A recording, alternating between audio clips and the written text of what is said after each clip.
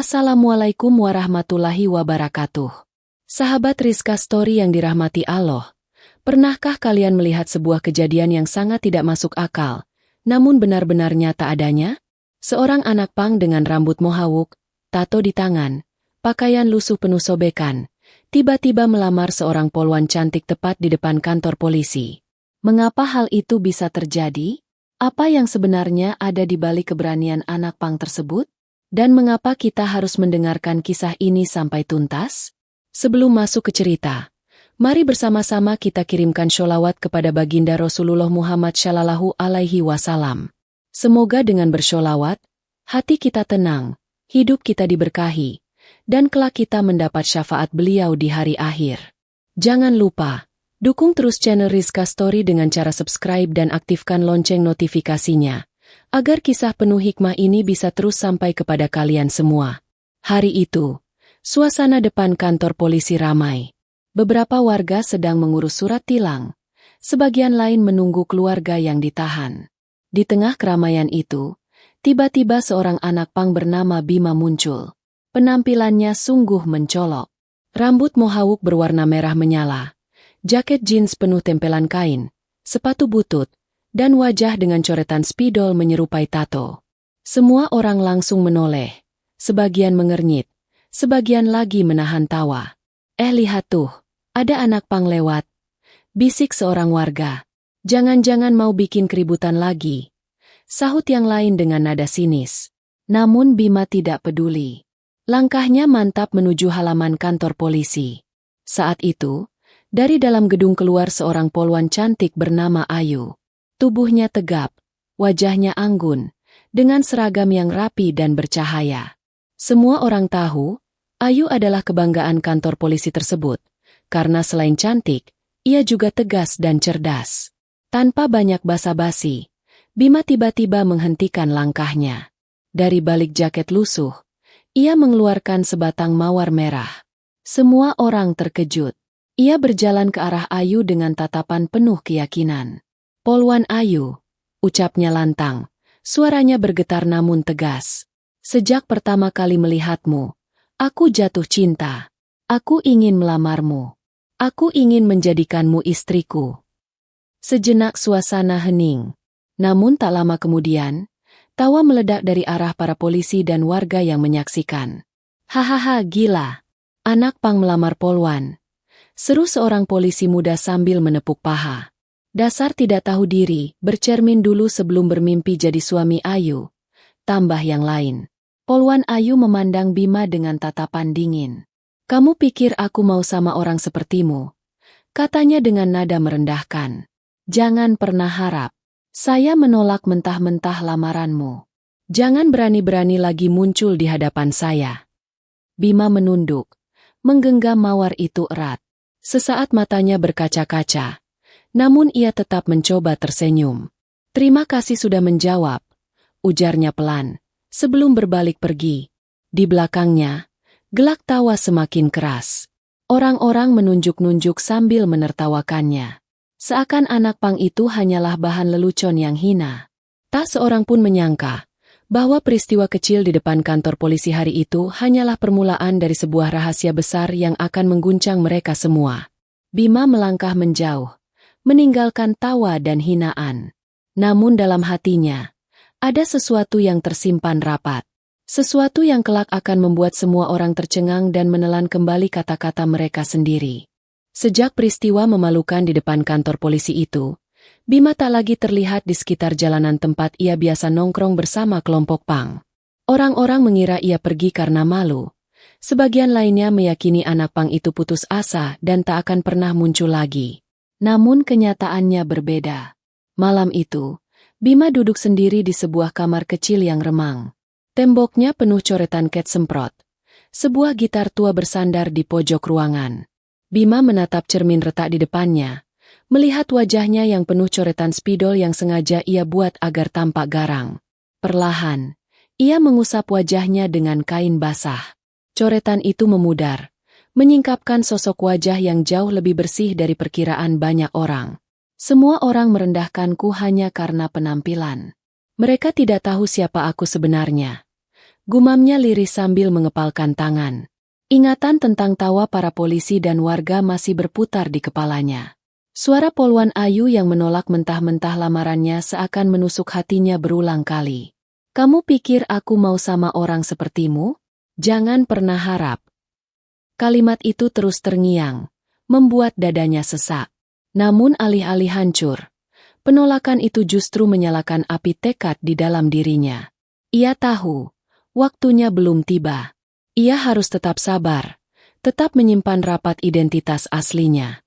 Di sudut lain kota, kantor polisi itu kembali berjalan seperti biasa. Polwan Ayu yang menjadi pusat perhatian kala itu sudah melupakan insiden memalukan dengan anak pang. Ia bahkan bercerita pada rekan-rekannya sambil tertawa kecil. Bayangkan, aku dilamar di depan kantor polisi oleh anak pang kumal. Bisa-bisanya dia nekat begitu, katanya sambil tersenyum sinis. Rekan-rekannya ikut menimpali.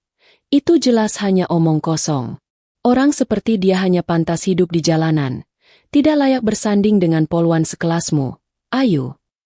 Namun tak satu pun dari mereka tahu bahwa di balik cemoohan itu ada sebuah rahasia negara yang tengah berjalan.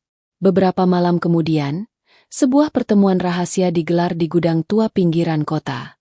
Suasana tegang, aroma rokok dan minuman keras bercampur. Di tengah kerumunan para lelaki berpenampilan kasar, Bima duduk tenang. Kali ini tanpa tawa, tanpa sorak, hanya tatapan dingin penuh kewaspadaan. Seorang pria besar berjaket kulit mendekat. Bima, kau yakin bisa dipercaya? Kami dengar kau kemarin bikin ulah di depan kantor polisi, melamar polwan. Jangan-jangan kau cuma cari perhatian mereka. Bima tersenyum tipis, lalu menjawab dengan suara berat. Tenang, semua sudah sesuai rencana. Mereka tidak akan pernah curiga. Bukankah lebih baik terlihat sebagai badut yang ditertawakan, daripada musuh yang diam-diam menyusup? Pria besar itu terdiam, lalu mengangguk. Kau memang beda. Kami percaya padamu. Namun dalam hati, Bima menyimpan rahasia yang tak seorang pun tahu. Ia bukan sekadar anak pang. Ia adalah seorang intel yang sedang menjalankan misi besar untuk membongkar jaringan narkoba internasional yang selama ini beroperasi di kota itu. Penolakan dan hinaan dari Polwan Ayu bukanlah kegagalan, melainkan bagian dari penyamaran. Ia harus menerima semua cemoohan demi menjaga identitasnya tetap aman. Hanya waktu yang bisa menjawab bagaimana kebenaran akan terungkap. Malam kian larut. Di luar gudang, suara jangkrik bersahutan. Bima berdiri, menatap langit gelap. Di balik wajah lusuhnya, ada hati yang kuat. Biar mereka menertawakan aku. Biar mereka merendahkan aku. Saat waktunya tiba, semua akan terbalik. Dan mereka akan tahu siapa aku sebenarnya. Dan dengan tekad itu, Bima melangkah ke dalam gelapnya malam, membawa rahasia yang sebentar lagi akan mengguncang semua orang yang pernah menghinanya. Beberapa hari setelah pertemuan di gudang tua itu, Bima semakin dalam masuk ke lingkaran para pengedar narkoba. Penampilannya yang lusuh dan reputasinya sebagai anak pang jalanan membuat orang-orang percaya bahwa ia hanyalah seorang pemuda tersesat yang mencari uang dengan cara kotor. Padahal, di balik semua itu, otaknya terus bekerja, mencatat setiap detail, setiap wajah, dan setiap percakapan yang ia dengar. Suatu malam, Bima bersama dua rekannya, Jaya dan Tony, duduk di sebuah warung kopi di pinggiran terminal. Asap rokok mengepul tebal, musik rock dari radio tua berderak, dan aroma kopi hitam bercampur dengan bau keringat orang-orang yang lalu lalang. Besok malam kita dapat kiriman barang besar, Bim, bisik Jaya sambil menatap sekitar dengan gelisah. Katanya langsung dari luar negeri. Kalau berhasil lewat, bos besar bakal kasih kita bagian yang lebih besar. Bima meneguk kopinya perlahan, seakan tak begitu peduli. Namun dalam hatinya, jantungnya berdegup lebih cepat. Inilah yang ia tunggu-tunggu. Di mana tempatnya? Tanya Bima dengan nada datar.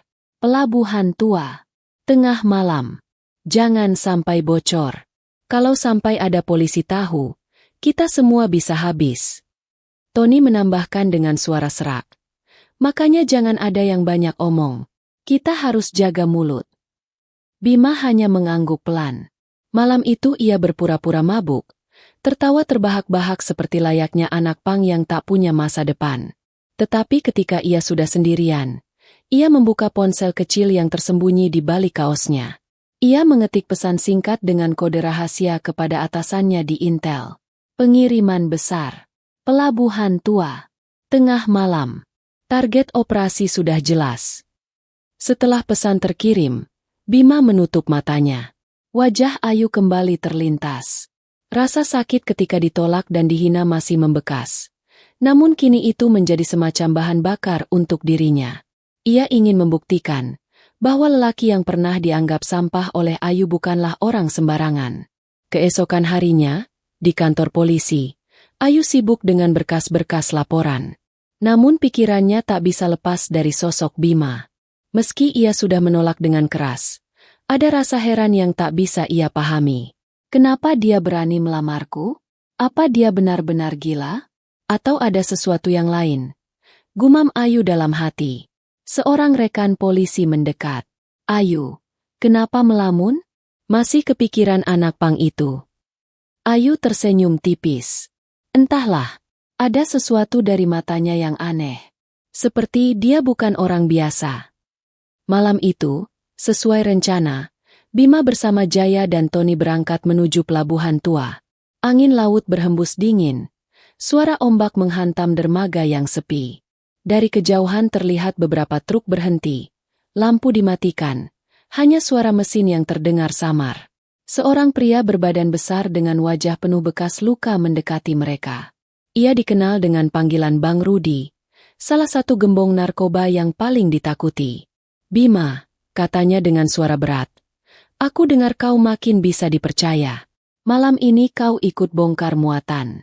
Kalau berhasil, kau akan jadi bagian dari lingkaran dalam. Bima menunduk hormat, pura-pura senang. Terima kasih, Bang. Aku siap. Satu persatu kontainer mulai dibuka. Bau bahan kimia menyengat keluar, menandakan barang itu bukan sembarangan. Bima berpura-pura membantu, padahal matanya sibuk menghitung jumlah orang, jenis kendaraan, dan jalur keluar yang bisa digunakan nanti. Tiba-tiba, dari arah lain, terdengar suara sirine jauh di kejauhan. Semua orang langsung panik. Polisi! Cepat tutup barang. Semua siap senjata. Teriak Bang Rudi. Jaya menoleh dengan wajah tegang. Bima, kau bilang gak ada yang tahu. Bima berpura-pura panik. Aku juga gak tahu. Sumpah, mungkin ada yang bocorin. Dalam hati, Bima tahu inilah waktunya. Operasi besar yang direncanakan akan segera pecah. Namun ada sesuatu yang membuatnya bimbang. Jika polisi benar-benar datang, apakah Ayu akan ada di sana? Apakah ia akan melihatnya dalam wujud anak pang yang selama ini ia hina? Detik-detik itu terasa menegangkan. Di antara teriakan, derap langkah, dan bayangan lampu sorot yang makin dekat, Bima berdiri di tengah badai rahasia yang siap terbongkar. Malam itu udara begitu dingin, namun keringat dingin bercucuran dari dahi setiap orang yang ada di pelabuhan tua. Truk-truk besar yang sebelumnya tampak tenang kini bergerak panik. Para anak buah Bang Rudi berlarian, sebagian menutup kontainer, sebagian lagi mengangkat senjata api rakitan dari balik mobil bak terbuka. Cepat! Semua siap tempur. Jangan biarkan polisi masuk ke sini. Teriak Bang Rudi dengan mata melotot. Bima berpura-pura ikut panik, berlari ke arah tumpukan peti kayu. Dari balik peti itu, ia bisa melihat lampu sorot dari kejauhan semakin terang. Suara sirine semakin jelas, bercampur dengan teriakan komando polisi yang mulai mengepung area pelabuhan. Semua di tempat. Jangan ada yang bergerak. Terdengar suara lantang melalui pengeras suara. Tony yang berdiri di samping Bima terlihat pucat. Gawat, Bim, kalau ketahuan kita bisa mati malam ini. Bima menepuk bahunya. Pura-pura tenang. Tenang, jangan tunjukkan panikmu. Ikuti saja arusnya. Bang Rudi mengangkat tangannya dan memberi aba-aba. Tiba-tiba, rentetan tembakan meletus ke udara. Suasana pecah. Polisi mulai membalas dengan tembakan peringatan. Perang kecil pun tak terhindarkan. Suara peluru memantul di antara kontainer. Jeritan terdengar dari beberapa anak buah yang terjatuh terkena tembakan. Di tengah kekacauan itu, Bima bergerak cepat. Ia berlari ke arah sisi dermaga, menyalakan senter kecil dengan pola cahaya tertentu, kode yang hanya dipahami oleh pasukan intel dan polisi khusus. Dalam hitungan menit, pasukan berpakaian hitam lengkap dengan rompi anti peluru masuk dari arah laut dengan perahu cepat. "Serbu!" teriak komandan pasukan. Teriakan menggema, peluru berdesing, dan suara logam beradu memenuhi udara. Bima berpura-pura ikut menunduk, namun matanya tak lepas dari sosok seorang wanita dengan helm dan rompi polisi yang ikut maju di garis depan. Sosok itu adalah Ayu. Bima tercekat. Dalam hati ia berkata, jadi dia juga terlibat dalam operasi ini. Sementara itu, Ayu berteriak memberi komando, tangkap semua yang melawan. Jangan biarkan satu pun kabur.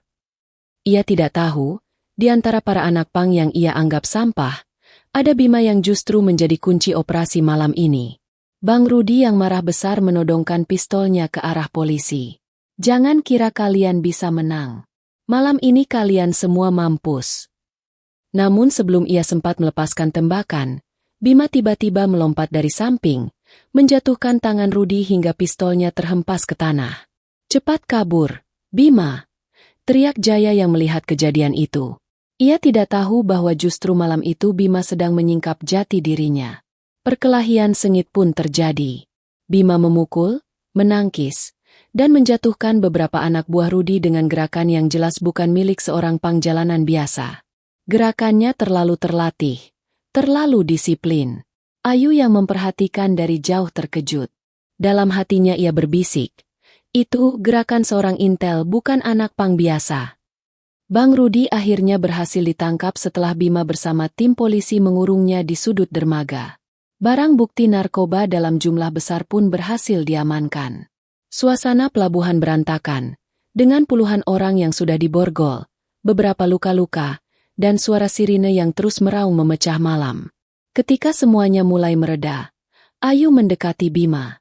Ia menatapnya tajam, masih dengan wajah penuh kebingungan. "Kamu siapa sebenarnya?" tanyanya dengan napas terengah. Bima terdiam sejenak, menatap balik dengan tatapan dalam.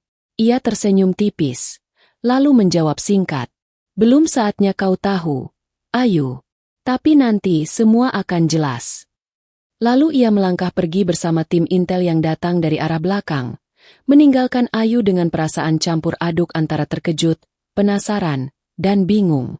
Malam itu, pelabuhan tua menjadi saksi bagaimana topeng seorang anak pang mulai retak. Hanya menunggu waktu sebelum identitas aslinya terbongkar, membuat semua orang yang dulu menertawakan harus menelan rasa malu mereka sendiri.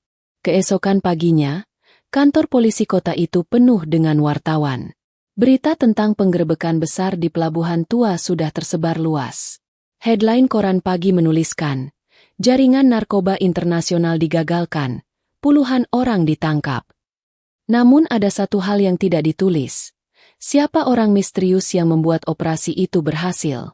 Di ruang rapat utama, seluruh perwira polisi sudah berkumpul.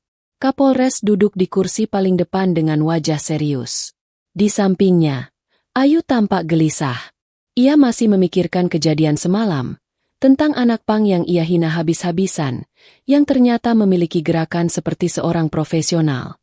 Kapolres membuka rapat dengan suara tegas. Operasi semalam berhasil karena bantuan besar dari seorang intel yang sudah berbulan-bulan menyusup ke dalam jaringan narkoba.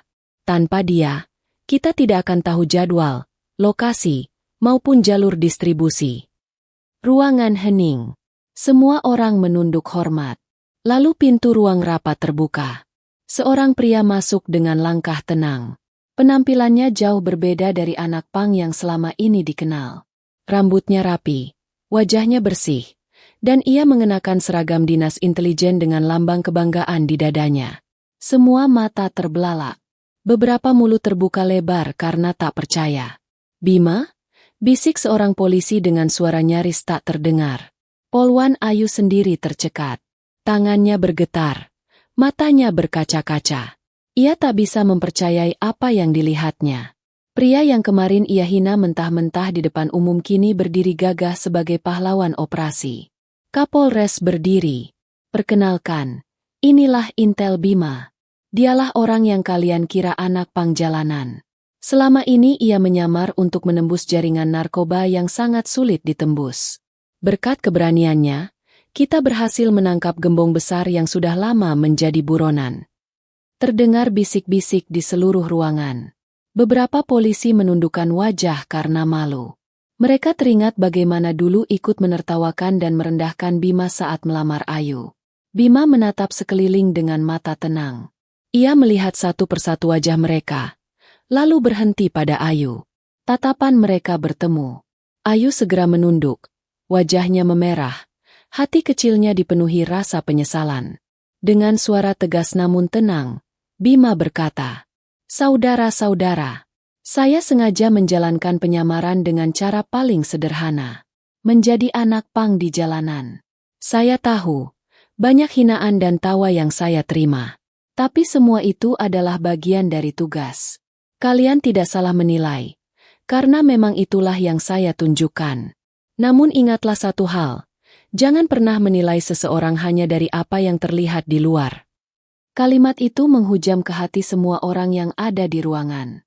Suasana menjadi sangat hening. Ayu akhirnya memberanikan diri angkat bicara. "Bima, aku minta maaf. Aku salah menilai kamu. Aku terlalu cepat meremehkan hanya karena penampilanmu." Bima tersenyum tipis. Ia menatap Ayu, lalu berkata, "Tidak apa-apa, Ayu. Semua orang berhak salah menilai. Yang terpenting, apakah kita mau belajar dari kesalahan itu atau tidak?" Air mata Ayu menetes. Ia hanya bisa menunduk. Rekan-rekan polisi lain juga merasa malu, menundukkan kepala tanpa berani menatap langsung ke arah Bima. Hari itu, kantor polisi menjadi saksi bagaimana seorang pria yang dulu dianggap sampah, hina, dan bahan tertawaan, berdiri tegak dengan wibawa seorang intel sejati. Rahasianya terbongkar. Dan semua orang harus menelan kembali ucapan serta tawa mereka sendiri. Sejak hari itu, suasana di kantor polisi berubah. Nama Bima tidak lagi dianggap remeh. Semua orang kini memandangnya dengan penuh hormat. Bahkan beberapa yang dulu pernah menertawakan kini berusaha mendekat, seakan ingin menebus kesalahan. Namun Bima tetap bersikap tenang. Ia tidak pernah membalas hinaan masa lalu dengan dendam. Ia hanya membiarkan waktu membuktikan siapa dirinya sebenarnya. Di sisi lain, Ayu merasa hatinya semakin berat. Bayangan saat ia menolak lamaran Bima di depan kantor polisi terus menghantui. Ia teringat jelas bagaimana ia mengucapkan kata-kata yang menusuk hati, diiringi tawa rekan-rekan polisi dan warga. Kini, setiap kali ia melihat Bima berjalan gagah dengan seragam intel, hatinya terasa perih. Suatu sore, Ayu memberanikan diri menghampiri Bima yang sedang duduk sendirian di ruang istirahat, membaca beberapa dokumen laporan operasi. "Bima," panggil Ayu dengan suara pelan. Bima menoleh, lalu tersenyum tipis. "Oh, Ayu, ada apa?" Ayu menunduk, mencoba menahan rasa malu. Aku ingin bicara tentang waktu itu." Bima menutup dokumen di tangannya, lalu menghela napas. "Waktu aku melamarmu di depan kantor polisi." Ayu mengangguk pelan. Wajahnya memerah. "Aku tahu aku salah besar. Aku terlalu cepat menghakimi hanya dari penampilanmu. Aku benar-benar minta maaf, Bima." Suasana hening sejenak. Hanya terdengar detak jam dinding yang berdetak pelan. Bima akhirnya tersenyum lagi. "Ayu, kau tidak perlu meminta maaf berulang kali. Aku sudah mengerti.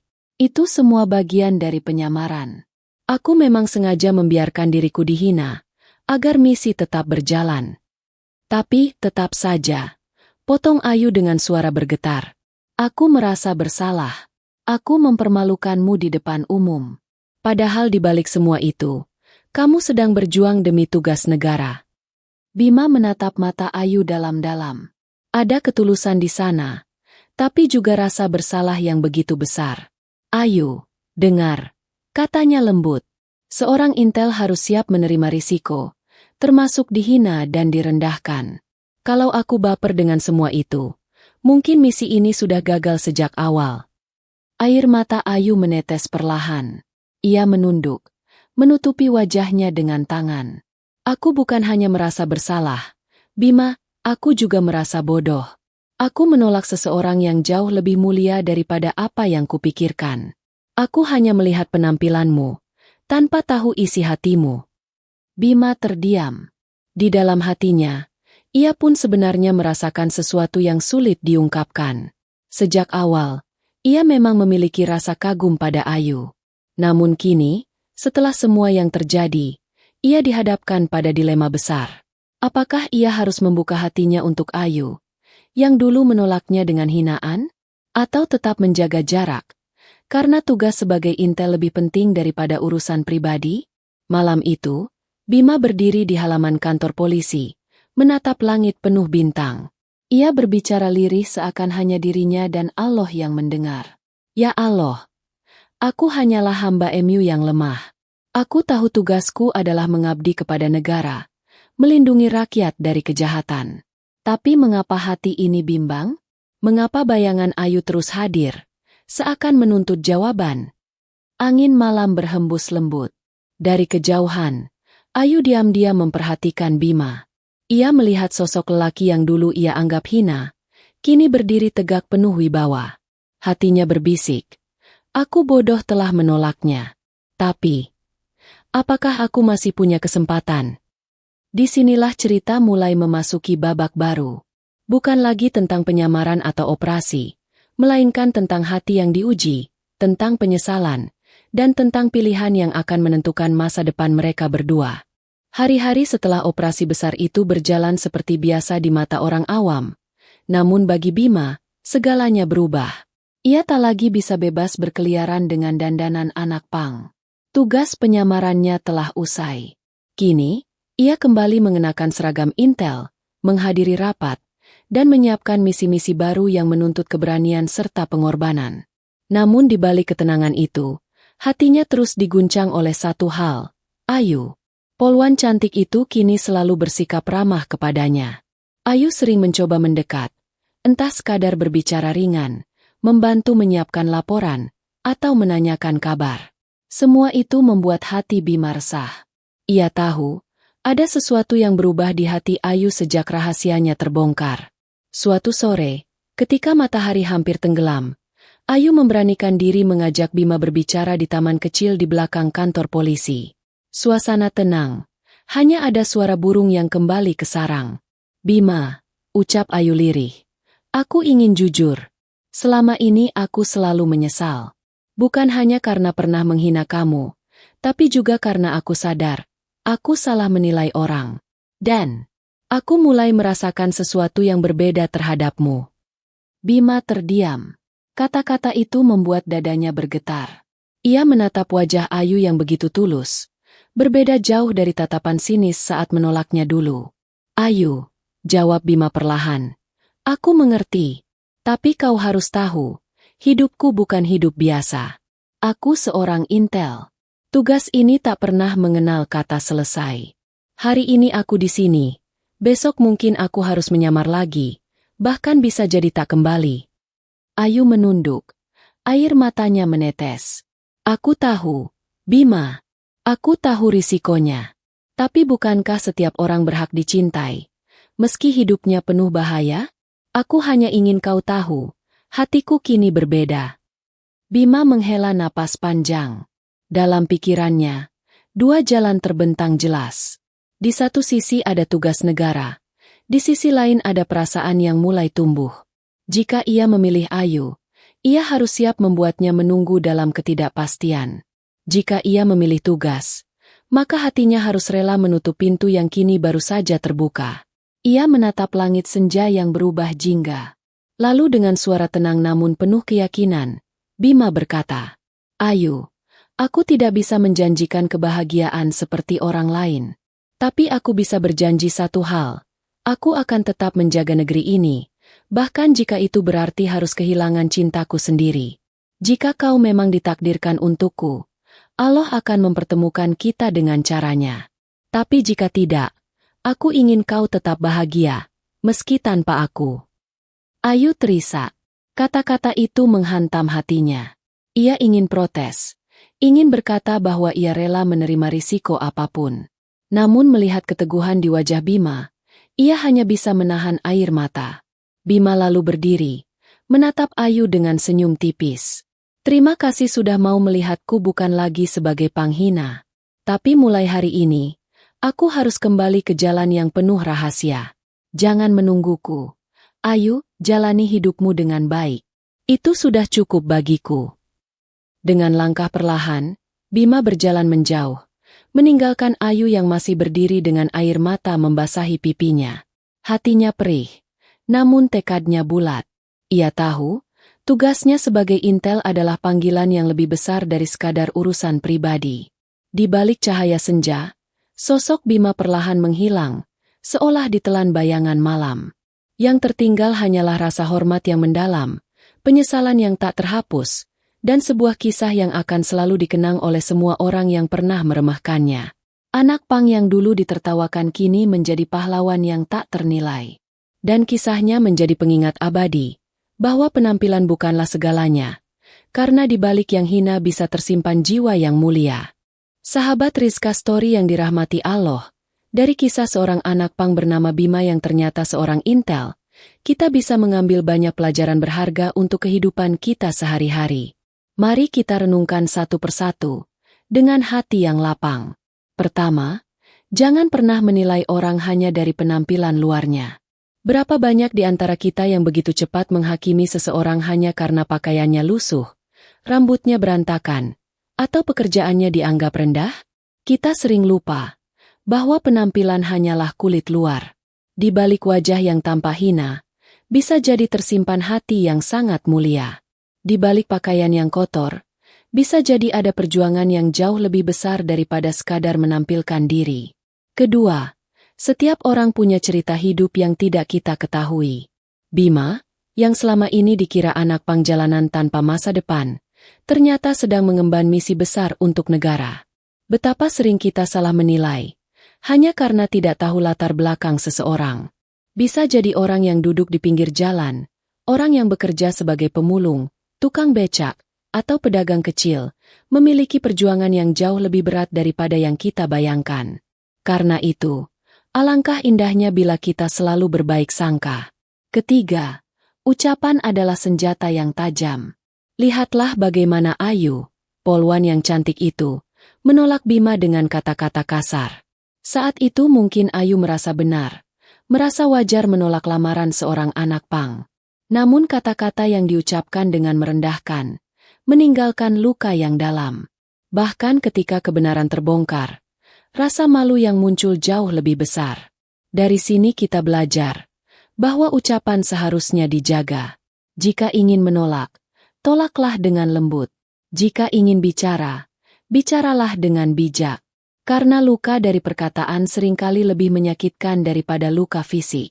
Keempat, kesabaran adalah kunci kemenangan. Bayangkan jika Bima marah ketika ditertawakan. Bayangkan jika ia membalas hinaan dengan kemarahan. Mungkin misinya akan gagal, dan nyawanya pun terancam. Tetapi ia memilih bersabar, menahan sakit, demi tugas yang lebih besar. Kesabaran bukan berarti lemah. Justru itulah kekuatan sejati. Orang yang mampu menahan amarah dan memilih diam dalam hinaan, dialah orang yang hatinya kuat. Kelima, pengabdian yang tulus selalu berbuah kemuliaan. Bima tidak membalas dendam ketika identitasnya terbongkar. Ia tidak mengejek balik orang-orang yang dulu menertawakannya. Ia hanya tersenyum dan memberi pesan bijak. Itulah kemuliaan seorang pejuang sejati. Ketika seseorang berjuang dengan niat tulus, maka Allah akan meninggikan derajatnya, bahkan di hadapan orang-orang yang pernah merendahkannya. Keenam, setiap kesalahan bisa menjadi pelajaran. Ayu menyesal karena pernah menghina dan menolak Bima. Namun dari penyesalan itu, ia belajar untuk tidak lagi menilai orang hanya dari luarannya. Dalam hidup, kita pun sering melakukan kesalahan. Tetapi yang terpenting bukanlah seberapa besar kesalahan itu, melainkan apakah kita mau belajar darinya atau tidak. Ketujuh, hidup adalah tentang pilihan dan pengorbanan. Bima dihadapkan pada dilema, memilih cintanya pada Ayu, atau memilih tugas sebagai intel. Dan ia memilih tugas. Karena ia tahu, pengabdian untuk negara dan keselamatan banyak orang lebih penting daripada kepentingan pribadinya. Dari sini kita belajar bahwa dalam hidup, kita tidak bisa mendapatkan segalanya. Ada saat di mana kita harus mengorbankan sesuatu yang kita cintai, demi tujuan yang lebih besar. Kedelapan, jangan pernah meremehkan orang yang terlihat hina. Hari ini kita mungkin menertawakan seseorang, namun bisa jadi besok orang itu justru menjadi penyelamat kita. Betapa banyak contoh dalam hidup nyata. Orang miskin yang tiba-tiba menjadi dermawan, anak jalanan yang berhasil sukses, atau orang biasa yang ternyata menyimpan kehebatan luar biasa. Maka jangan pernah remehkan siapapun. Kesembilan, setiap peristiwa menyimpan hikmah. Kisah Bima adalah pengingat bagi kita semua, bahwa Allah selalu punya cara untuk membuka tabir kebenaran. Hari ini seseorang direndahkan, besok Allah bisa mengangkatnya tinggi-tinggi. Hari ini seseorang dihina, besok ia bisa berdiri mulia di hadapan orang yang pernah menghina. Maka jangan pernah putus asa. Percayalah, selama niat kita baik, Allah akan membukakan jalan yang indah pada waktunya. Dan yang terakhir, sahabat Rizka Story, hargailah manusia apa adanya. Tidak perlu melihat status, harta, jabatan, atau penampilan. Cukup lihatlah hati dan akhlaknya. Karena yang dinilai oleh Allah bukanlah wajah dan pakaian kita, melainkan isi hati kita dan amal perbuatan kita. Sahabat semua, semoga pesan-pesan ini bisa menjadi renungan. Bahwa hidup bukan tentang siapa yang tampak paling indah di luar, melainkan siapa yang paling indah di dalam. Bahwa jangan pernah menertawakan orang lain, karena kita tidak tahu bagaimana Allah akan memuliakannya suatu hari nanti. Semoga kita semua bisa mengambil hikmah dari kisah ini, menjadi manusia yang lebih bijak, lebih sabar, dan lebih menghargai sesama.